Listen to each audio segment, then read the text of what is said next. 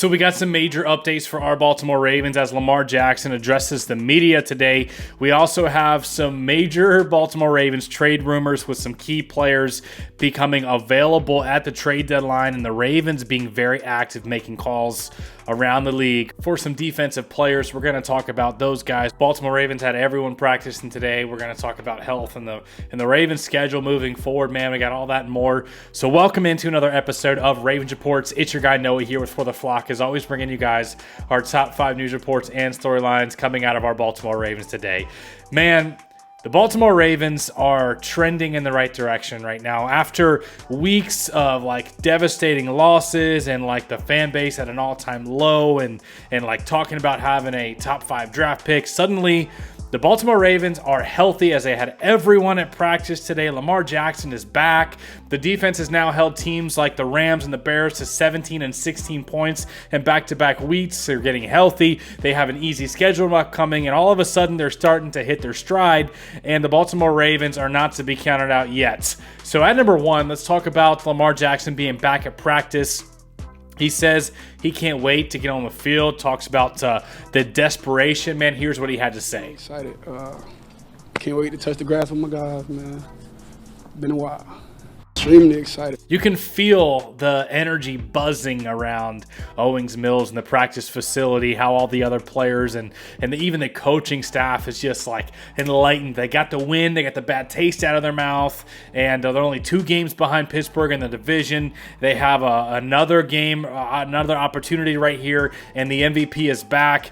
And, about to go do some great things in Miami against a struggling Dolphins team. So vibes are up right now. At number 2, let's talk about the fact that everyone was at practice today. John Harbaugh said he doesn't know if all 53 players have practiced all year. So the Ravens will be at relatively full strength heading into Miami. Also, if you want to know what Lamar Jackson has done against the Miami Dolphins, here's a couple of reminders. 13-3 a few years ago when the Ravens were in the AFC Championship. Lamar was 321 passing yards, 5 touchdowns to 0 picks, 18 of 21. Then before, I think this was in 2019, 15-9-10, 17 of 20, 324, and 5 passing touchdowns. What's crazy is Lamar Jackson has 10 passing touchdowns despite missing the last 4 weeks, and could really, if he throws another Jackson 5, could be right up there with all the other quarterbacks in the NFL, sitting around 15 touchdowns. So that's absolutely crazy, man. He's had the Baltimore Ravens were averaging 32.8 points per game before Lamar Jackson was out. Now the defense is rolling. In Lamar's 4 games against the Dolphins, he averages 350 total yards per game, 15 touchdowns, to 1 pick and 142.7 average passer rating. Expect him to put on a show in Miami. At number 3, the trade deadline is right around the corner, and the Baltimore Ravens trade rumors are heating up. Trade deadline is November 4th, so I think the Ravens will probably make a move after this Dolphins game, especially they're expected to get the win, especially with Lamar back.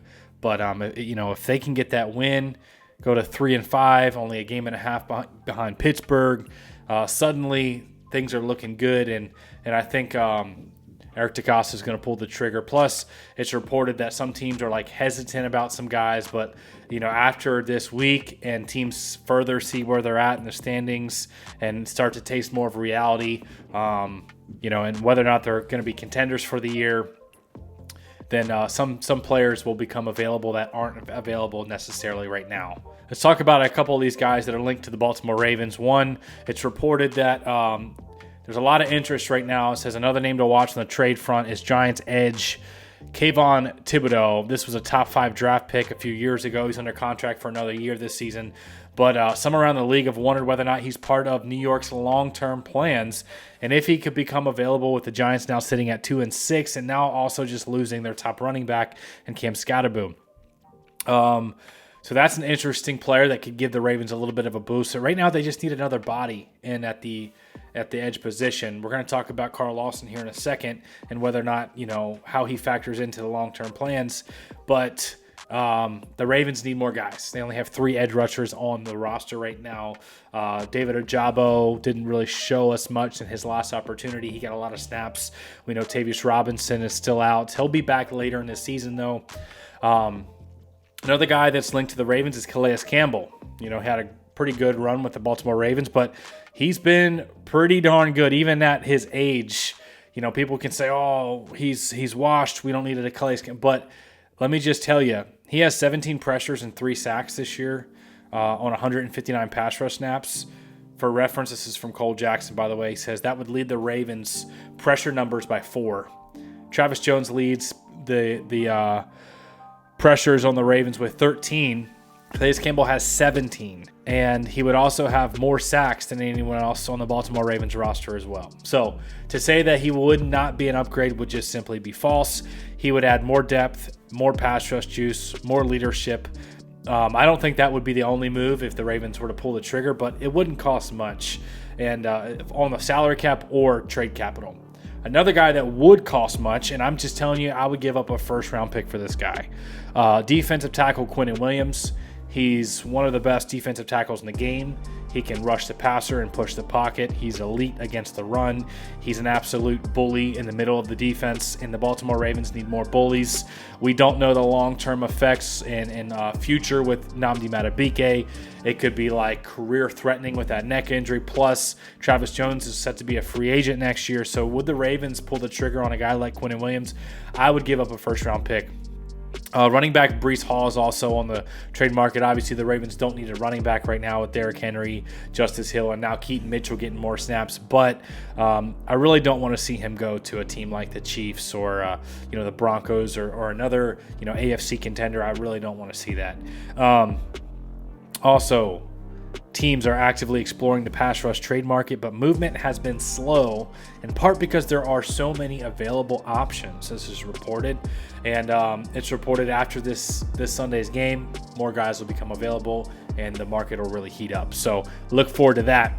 At number 4, one thing we have to talk about is Lamar Jackson was actually the one that had the Baltimore Ravens equipment managers remove all the ping pong tables and games and everything out of the locker room. Now, first it was reported that it was John Harbaugh, then it was reported that it was like Ravens leaders, and then it came out today that it was Lamar Jackson himself that said enough is enough. We got to focus, and it just doesn't need to be a distraction.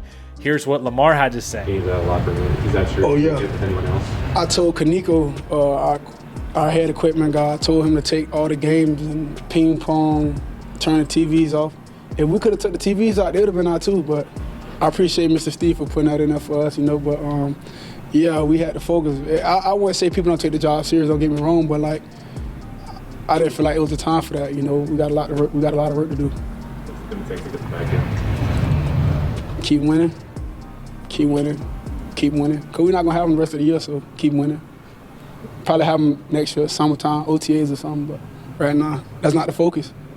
And then in reaction to this, Chris Brousard, who's one of my favorite guys in the TV realm media, who always has the Ravens back and rides or dies with his Ravens, right? He's an open fan. Here's what his reaction was and his prediction of what's going to happen against the Miami Dolphins. The time for that, we got a lot of work. We got a lot of work to do. Brew, your reaction to Lamar being the leader of T7, and are you guaranteeing a dominant Ravens game on Thursday? It just keeps getting better. I mean, I liked it when I thought it was Harbaugh. True. Then I liked it more when I thought it was the veterans. It's Lamar by himself making a unilateral decision, and they all took heed. And look at what it has wrought. The defense is back. Maybe not back to where they will be in a month, because they'll be even further back. Yeah, further. But they are back to playing Ravens football. I love this. And yes, I am now, assuming Lamar plays Thursday, yes, blowout on deck. Ooh. All right, they averaged 32 points a game in the first 4 games that Lamar played. Miami is a bottom 5 defense in terms of, or bottom 6, something like that, in terms of points allowed. Tua is having his worst season as a pro, really. Yeah. When you look, yeah. And so, and Miami is really bad against the run. And so it might be, I mean, Lamar's going to obviously, I'm sure he'll do some great things, but it might be Lamar or Derrick Henry running for 150 yards. Because even though I would agree with you, Nick, that he probably isn't what he was last year or even maybe a few years ago, but the presence of Lamar, where the defense has to worry about him doing different things, I think that just opens everything up for Henry. So it may just be a huge game for Derrick Henry, but yeah, I'm thinking blowout. At number 5, we were talking about how the Baltimore Ravens only have 3 edge rushers on the roster right now with Ajabo, with Mike Green and Kyle Van Noy. They signed Carl Lawson to the practice squad. John Harbaugh said he's looked good. We were just talking to him about learning the defense and felt like he's picking it up quickly. But that decision on whether or not he'll play hasn't been made quite yet. That's something we're still talking about. So, Carl Lawson, 5 sacks last year with the Cowboys. He said that he had a full healthy offseason and feels even better than he did going into that playing time with the Cowboys. So am I expecting like a big, productive season for Carl Lawson? Not necessarily, but I am expecting some competent edge play, some pressures, and I'm excited to see what he can do. I just want to see him out there on the field to see if he can be a guy that can be a 4th edge rusher. And then, if he's a competent edge rusher, is getting some pressures, Mike Green's getting better, Kyle Van Noy's playing solid, Tavius Robinson's coming back later, and then you could focus on adding another interior defensive line guy like Calais Campbell or Quinnen Williams. Let me know what you guys think about that in the comment section below. Just wanted to come at you guys with a quick update. I'm actually, I got to tell you guys, Thursday night, I can't wait for the game, but I'm going to miss probably like the first half of the game because I'm going to be at this big conference. So you guys, all my For the Flock family, you have to be, in the comments or on the Discord, the patrons, keeping me up to date and catching me up, man, because we'll be able to watch that second half of the game. But I can't wait. Ravens in Miami. Let's go get another win, go to 3-5. The Steelers got the Colts upcoming, and they have a pretty tough schedule. So I think the Ravens can catch up and be number 1 in the AFC North within the next few weeks, man. Love you guys. Smash the like button if you got any value out of today's content, and we'll see you in the next video.